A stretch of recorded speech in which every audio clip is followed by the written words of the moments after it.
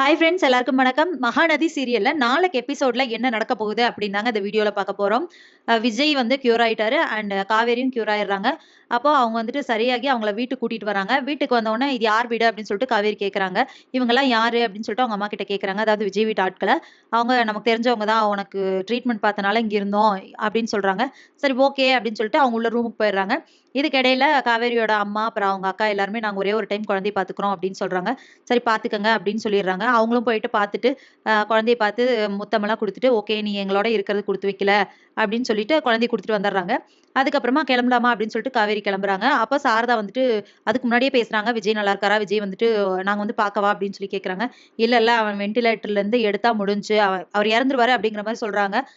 சரி நாங்க கிளம்புறோம் அப்படின்னு சொல்லிட்டு அவங்க கிளம்பிடுறாங்க.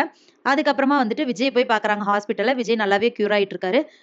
எங்க காவேரி காவேரி குழந்தைக்கு ஏதாவது ஆயிடுச்சா அப்படின்னு சொல்லி கேட்கறாரு. அதெல்லாம் ஒண்ணும் இல்ல, நல்லா தான் இருக்காங்க, நீ வீட்டுக்கு வா, வந்ததுக்கு அப்புறம் பேசிக்கலாம் அப்படின்னு சொல்லிடுறாங்க.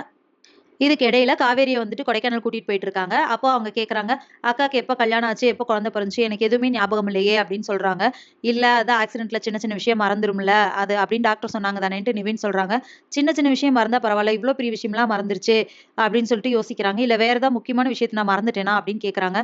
அதெல்லாம் ஒண்ணும் இல்ல அப்படின்னு சொல்லிட்டு அவங்கள கூட்டிட்டு போயிட்டு இருக்காங்க. இங்க விஜய் வந்துட்டு டிஸ்சார்ஜ் பண்ணி வீட்டுக்கு கூட்டிட்டு வந்துறாங்க. வீட்டுக்கு வந்ததுக்கு அப்புறம் எங்க காவேரி அப்படின்னு சொல்லிட்டு கேக்குறாங்க. காவேரி அப்படின்னு சொல்லிட்டு யாருமே எதுவுமே பதில் சொல்லாம இருக்காங்க.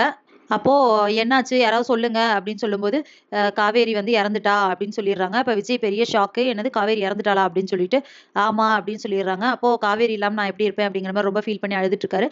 அப்ப அவங்க பாட்டி சொல்றாங்க, உனக்கு வந்து ஒன்றும் பிரச்சனை இல்லை, இவ்வளவு தூரம் நீ வந்து சாகுறேன் அப்படி இப்படின்லாம் பேசாத, உனக்காக ஒரு குழந்தை இருக்கு அப்படின்னு சொல்றாங்க. அப்போ குழந்தையை கொண்டு வந்து கொடுக்குறாங்க. காவேரி இறந்தாலுமே குழந்தையை கொடுத்துட்டு போயிருக்கா அப்படின்னு சொல்லிட்டு குழந்தையை கொண்டு வந்து அவர்கிட்ட கொடுக்குறாங்க. அதை பார்த்து சந்தோஷப்படுறாரு விஜய்.